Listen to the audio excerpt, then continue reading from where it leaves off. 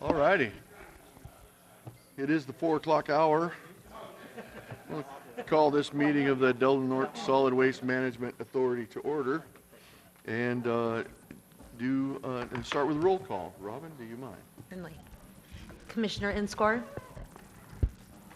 Commissioner Inscore. Here. Commissioner Starkey? I'm here. Commissioner Tompkins? Here. Vice Chair Greeno? Here. And Chairman Short. Here. Thank you very much. You guys would join me in the Pledge of Allegiance. I pledge allegiance to the flag of the United States of America and to the republic for which it stands, one nation under God, indivisible, with liberty and justice for all. Thank you. At this time, we're going to open it up for public comment. Is there, Rachel, we have anybody online? We have no public online, no public comment in the room, so I will close public comment. And we'll go on to our consent agenda. Items 1.1 is to approve the minutes from our last meeting, Tuesday, 22nd of November. 1.2 is approve a payment of claim 9424 for the amount of $33,187 for WDR permit fee, and 1.3 is approve the budget transfer in the amount of $5,049. Again, acknowledging that there is no public, I will forego that. And I'll move to approve consent items. we have a motion. Do we have a second? Second. Oh. A motion and a second. Robin, would you poll the vote, please? Commissioner Inscore? Yes. Commissioner Starkey? Oh, yes, I'm sorry. Commissioner Tompkins? Yes. Vice Chair Greeno? Yes. And Chair Short. Yes, thank you. All right, Mr. Ward? Thank you, Chair Short. So for the director's report, I'd like to tell everybody we have our annual tree cycling, thanks to Hambro WSG continuing that program essentially from the end of Christmas to the end of January. We take holiday trees for no charge at the Del Norte County Transfer Station. Flocking, meaning the white stuff people spray on things, should be minimal. You should be more green than white, and please remove all ornaments and lights. But we'd be happy to take those for no charge. If you're a Recology customer, give them a call at 464-4181 and they'll collect your holiday tree for no additional charge. This last month, thank you for approving the budget transfer, which included a payment for the waste discharge requirements fee. That's an annual fee to the Regional Water Quality Control Board for their oversight. And then included in there was membership to the National Stewardship Action Council, which is going to have a series of webinars addressing SB 54. Regarding our facilities, some of the things that have happened recently is we did complete the repairs on the battery backups. So thankfully our battery backups are in place, so if power goes out, our facility is ready to continue to stay open as we have a tradition of doing so. We have discovered a leak at the transfer station in the water system, and we worked with American Leak Detection, who did discover the source of the leak, and we'll be working with a plumber to try to fix that as an urgency item because it is a significant leak. But it is leaking currently under the administrative building. It doesn't seem to be a structural issue, but it is certainly a water bill issue. And so for the last 2 or 3 months, Hambro has started the day by turning on the water, and they finished the day by turning off the water so that it's not just leaking into the ground overnight. So hopefully those repairs will be completed by the next time we have a meeting. On the 15th of December, the Del Norte County Transfer Station made its debut as a drone airport, and actually Rachel Serena was there as pilot, co-pilot. Right on. So that was pretty exciting. They were using, and certainly opened the door to that in future if the county ever has need to map in that area again. That all seemed to go fairly well, and it was even attended by Supervisor Wilson. We are compiling the invoices for the Clean California event on November 12th at the Del Norte County Transfer Station. We haven't yet submitted those. They're still coming in. And then in conversations with Caltrans, they are looking to continue their Clean California program through what they're calling Community Days of Action. So between March 17th and April 1st of next year, they're looking at supporting groups that do litter cleanups and encampment abatements. And so they're working more directly with those community groups, but we are also working with Caltrans. So of course the community groups don't have those disposal expenses. Continuing on, attached to the director's report is a notice of violation.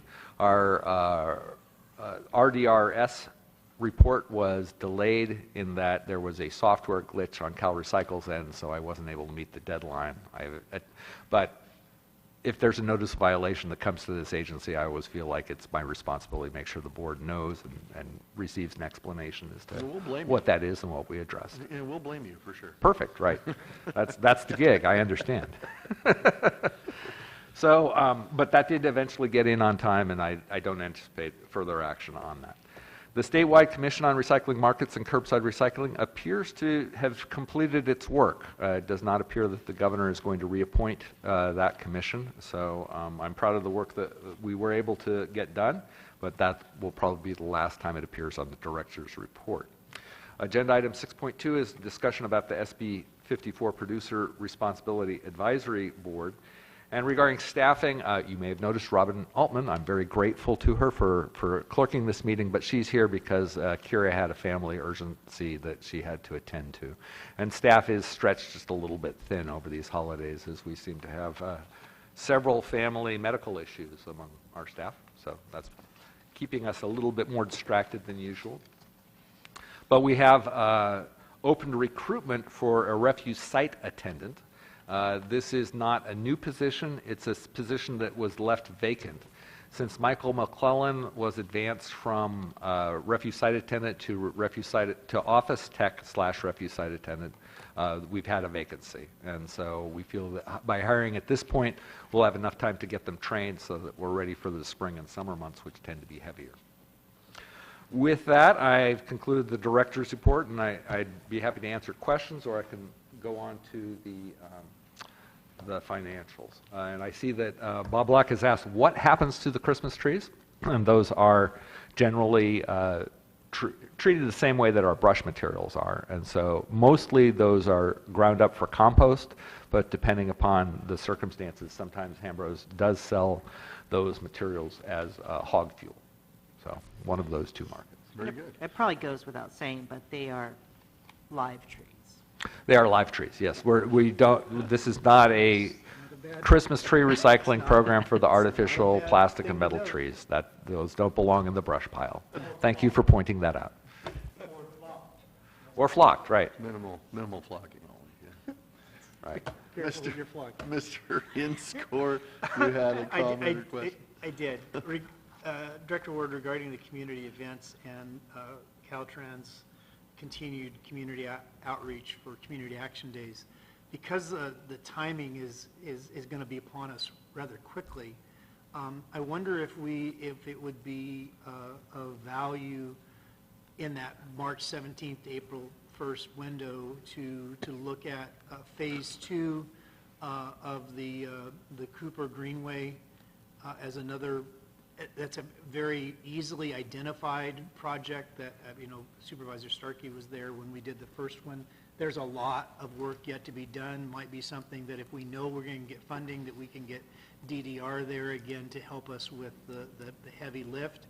But I think that the community familiarity with a project already probably would be something that I don't think it would be really difficult to engage. We had, Boy Scouts, Girl Scouts, we have a very diverse, I can't remember, Valerie, we had a lot of different groups that were there for that day. It was a big project, as you know.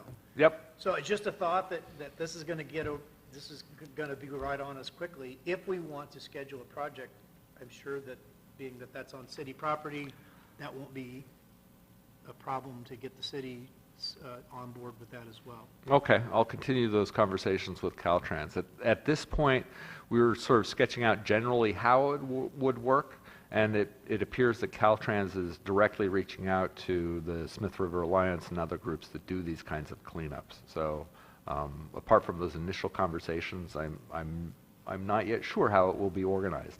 We are not thinking it's going to be like the big dump days that we've had in the past. We think it's going to be more oriented towards those groups, where they're cleaning up and how those materials are addressed. It might be similar to when Senator McGuire came up and he organized a Clean California Day and we picked up garbage alongside the road for 2 hours or so. Mhm. Do you think it's like that? You said encampments, which has me very interested. I don't know exactly what's being planned. My understanding is that Caltrans is trying to work directly with groups that do cleanups, both river, beach, and other cleanups. Okay, And because we have code enforcement, so, I mean, we have a group. But no, and so if you would like, I can reach out to Caltrans myself, or if you could forward me the information, because I would like to just have that on our radar and maximize it the best that we can. Sure. Well, and since there seems to be a party from the county and the city interested, I'll send you both an email with the contact information. Great, Yeah, thank and you. the Smith River Alliance were very instrumental when we applied for the Clean California grant, as you know, to address that green space for future development for community access. So anything we can do to get more of this addressed and to have them funnel the money that they seem to want to put into these things. So whatever direction we need to go to maximize that opportunity and to engage the community. Sure. And I promise you that before the March dates arrive, we will discuss it again. Thank you very much. Appreciate it. Very good. Any other comments or questions for Mr. Ward? All righty, sir. All right, continuing on, financial reports. Cash balance at the end of October, we had 1.833 million in the bank plus the last month's rent. Looking at our aging summary, you can see that we don't have any balances over 90 days, just one that's 61 to 90 days, thanks to Kathy Brewer for her good work keeping our accounts current.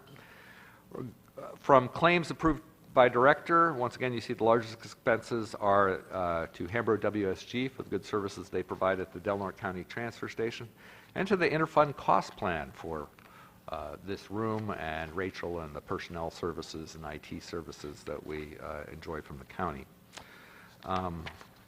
Looking at our November totals, November was a relatively good month compared to previous Novembers. So our cash flow is coming in ahead of budget. So our service fees at the transfer station are currently $86,483 above budget, and our franchise fees are $35,496 ahead of budget. So that brings us a total of $121,979 ahead of budget at this point in time. So financials are looking good. I'd be happy to answer any questions. Well, I try to budget conservatively based on looking at what our revenues and our obligations are, because I want the board to know that our financial ship is in order.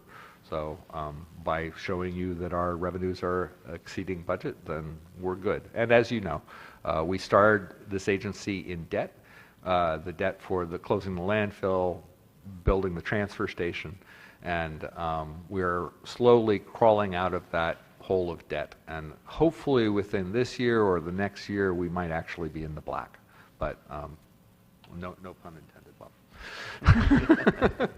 So do we have some party stuff in the budget so when we can celebrate?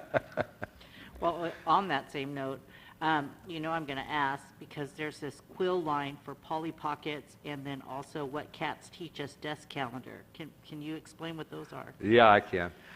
So the Polly Pockets are the cash bags that we regularly use for bringing the cash to and from the safe to the facilities.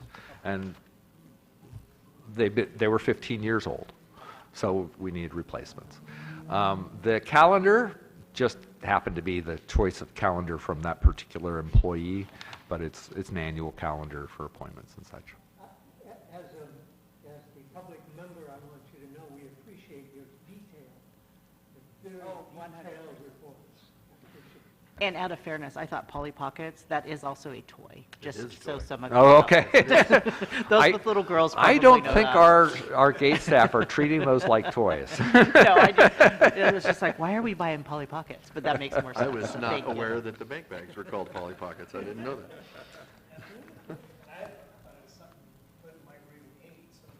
Oh, that's a hot pocket, but yeah.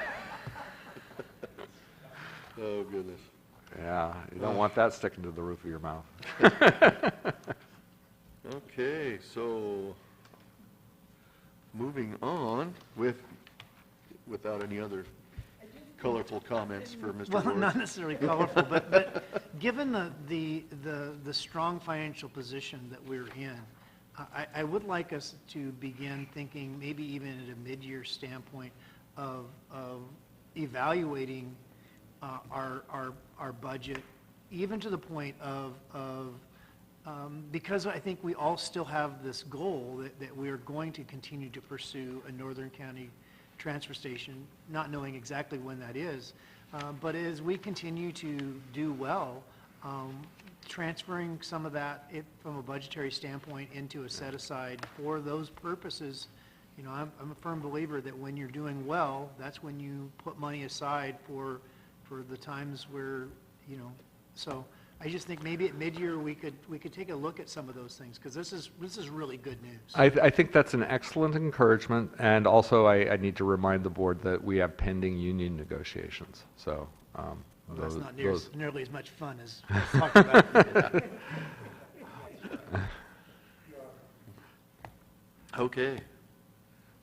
If that's it, then we'll move on to skipping 3, 4, and 5, we'll go to General Solid Waste Authority Manager, 6.1 matters, 6.1 is discussion and possible action regarding RFP for household hazardous waste, and small quantity generator collection events Right. in Delaware County. So we've enjoyed the services of Clean Harbors for several years running, and bottom line is periodically you have to go out for competitive proposals to assure yourself that you're getting the services for the best price, and that it's good to revisit the description of the services because the law has changed, particularly with respect to household hazardous waste. And so we're planning on issuing this RFP again. What you see is largely a very slightly modified version of the version we issued in 2016. We need to do additional updates. It's what you have before you is a draft. We didn't have time to bring it to completion before the meeting, so our intent is to finish these edits and put it on the streets, and then come back around March, and then show you who submitted bids and have you make the selection. So if that's a good idea, then we'll do that. If you would like us to do further refining of this RFP and actually see it in its final form before it's released, then we wouldn't release it until next month. Yeah, Blake and I are both shaking our No, as long as as long as the updating is made consistent with current law and regulations and standards, yeah, feel free to, from my perspective, I like getting the RFP out there as soon as possible so we can get good opportunities for respondents. Do we have any opinions on the board that are counter to that? I would just like Mr. Black's opinion, because his eyes are doing this right now. My understanding of what Director Ward proposes to do is fully legal and Okay. doesn't pose any problems unless your commission has an issue. Works for me. Looks like we have consensus No, for, I concur. I think the sooner we get it out there, the better. there we go. Okay. Well, I'll that was consider easy, that Ted. consensus direction. Yes, sir. All right. Black's resting face has developed that occupation. Yeah, just constantly thinking, pondering So when is our next household hazardous waste event? Usually And we will have this- them just after Labor Day. Okay. September, October is usually our sort of target focus, and we have some specific dates that are proposed in the draft RFP. But it's a negotiation, and until we have a contractor, we can't set the date. Okay, so there's plenty of time to There is. get it in place. Okay. Perfect. And that's the intent, is to have the contractor know months in advance before the event so that they can make sure that we get the services we need. All right, very good. So, down to our final item, 6.2. Okay. Thank you so much for supporting the membership of the National Stewardship Action Council and the seminars they'll be having on SB 54. And essentially, this is looking for concurrence, support for me to apply as to be appointed to California's SB 54 Producer Responsibility Advisory Board. There's several reasons why I think this is good for the authority. Namely, this is a big, complicated law that will manage a significant portion of what is currently being discarded. Much more material than is currently managed under California's bottle bill. And specifically, this law is going to raise over $5 billion for allocations to California communities to address the problems associated with historical plastic packaging. And so by sitting on such a board, I hope to be able to influence the allocation of those resources, as 60% of those are supposed to go to low-income and disadvantaged communities, just like Del Norte County. And of course, with our beaches and everything, it's an ongoing concern. So, but I won't pursue this because it would be a significant time commitment unless the board supports this. But the sequence of events would be that if the board supports this application, I would then apply it through the Environmental Services Joint Powers Authority of the rural counties. And then if they support the application, then it would be forwarded. And then it would be pending the appointment authority of the governor and CalRecycle. Very good. Any comments from the? So how often do they meet?